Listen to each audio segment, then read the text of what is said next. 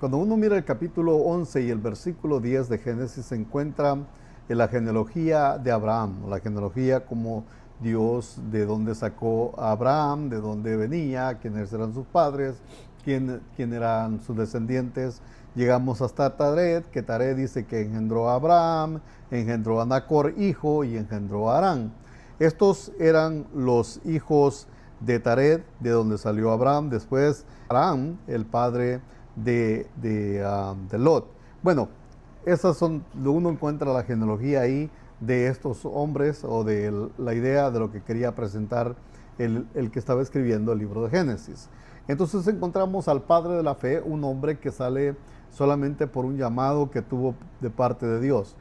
Y las preguntas que Connor hace son muy interesantes porque dan la idea de poder investigar un poquito acerca de esto. Y la primera pregunta, quiero ir leyéndolas puntualmente como él las puso, y la primera es: ¿quién era el Dios de Abraham antes de los 75 años? Antes de cuando tenía 30, tenía 15, tenía 20, tenía toda esa edad. ¿Quién era el Dios de Abraham entonces? Bueno, Abraham, uno entiende que fue llamado el amigo de Dios más adelante, no en esa edad. Después del llamado es que es llamado amigo de Dios.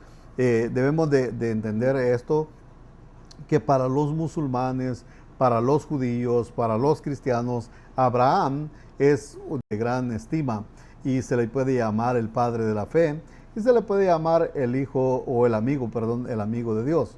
Lo interesante es que antes de los 70 años no tenemos, o no hay un registro, no sé si alguien lo tendrá, pero hay nada más historias que los judíos tienen, que tienen ellos, nada más son historias adicionales que fueron pasadas oralmente y que en algún momento se llegaron a escribir, pero que son nada más historias. Vivía en Ur de los Caldeos, vivía con los sumerios, ahí donde se estableció, allí nació, allí creció, y ahí vivía su papá, ahí vivía su familia.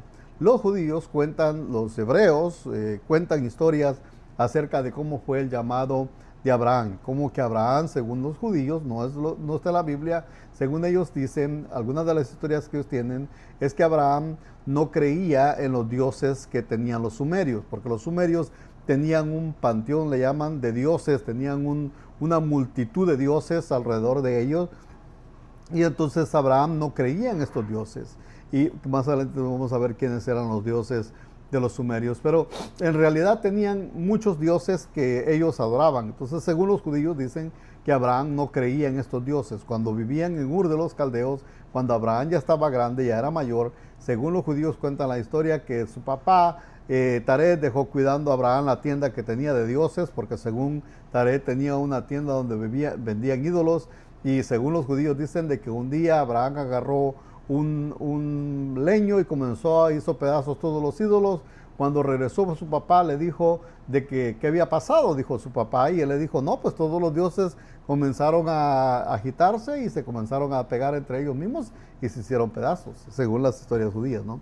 Y entonces dice que cuando los de la ciudad de Ur miraron esto, dice que se enojaron tanto y entonces lo sacaron de allí, y ahí se cree que es donde desvivieron a Harán, el papá de Lot. Y entonces Tared tiene que agarrar a sus hijos de allí y salir de ahí. Según la otra historia dice de que fue Nimrod el que los sacó de ahí, los botó de la tierra por esta causa, según, ¿no?, de que Abraham había hecho pedazos los ídolos y eso.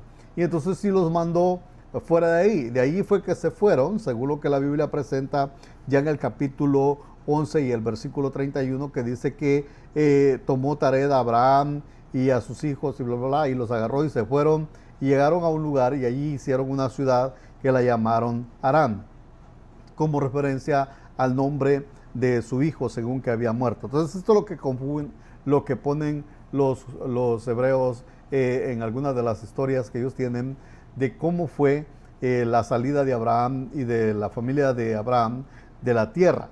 Pero ya en el capítulo 12, cuando uno llega ahí, uno encuentra esa expresión que yo leía esos días que dice que pero Jehová había dicho a Abraham: sal de tu tierra y de tu parentela a la tierra que yo te mostraré.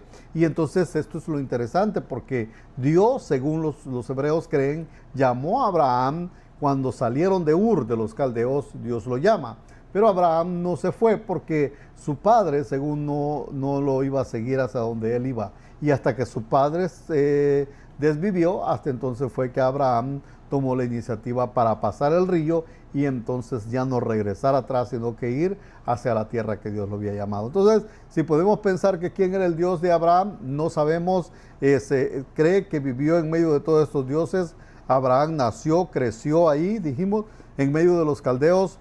Pero hay un dato muy interesante. Cuando uno llega a Josué, ya más adelante, Josué capítulo 24, versículo 2, dice de que sus padres, le dice al pueblo que estaba ahí, que refiriéndose a Abraham y a todos estos demás, le dice, sus padres adoraron ídolos allá, al otro lado del río. Entonces se cree que la referencia es a Abraham y a Tared y a Harán y a Lot y todos ellos, ¿no? Pero entonces tenemos esa idea de que lo haya hecho, no hay un registro. Y la otra pregunta que mi hermano pone es, ¿por qué salieron de la cultura de los sumerios? Bueno, primero salió Abraham por un mandato divino. Es lo que Dios le envió, le dijo que se fuera. Si creemos la historia que dicen los hebreos que acabo de contar, pues esa posiblemente sería otra historia, que los botaron de ahí, tuvieron que irse de ahí hacia Aram, pero todavía Abraham se queda 5 años, se cree en Aram, y hasta cuando se cumplen 5 años él tuvo que irse de Aram. Razones es porque Dios lo llamó. Primero, el mandato divino. La segunda cosa es por la forma de que se cree que Abraham rechazó el politeísmo o la idea sumeria de la multitud de dioses, lo que estábamos diciendo. Y la otra que podríamos decir es porque Abraham, pues lógicamente lo que dijimos, el mandato divino, escuchó la voz de Dios y comenzó a obedecer y comenzó a caminar en fe. Como dice el libro de Hebreos, que Abraham comenzó a caminar en fe sin saber hacia dónde iba. La otra pregunta que mi hermano hace, tercera pregunta, ¿por qué no se menciona milagros en la vida joven de Abraham? Bueno, esto es lo que dijimos al principio.